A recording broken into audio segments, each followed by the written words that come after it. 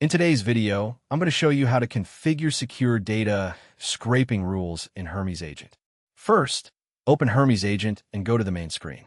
Next, use the Give Hermes a Task box to tell Hermes exactly what data you want to collect. Since Hermes is prompt-driven, your instructions act as the scraping rules. Be specific about which websites Hermes should analyze and what information it should extract.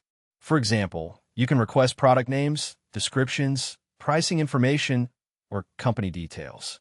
You should also clearly define what Hermes should avoid collecting, such as personal information, login-protected content, payment details, or private customer data. Once you've written your instructions, submit the task and let Hermes process the website data.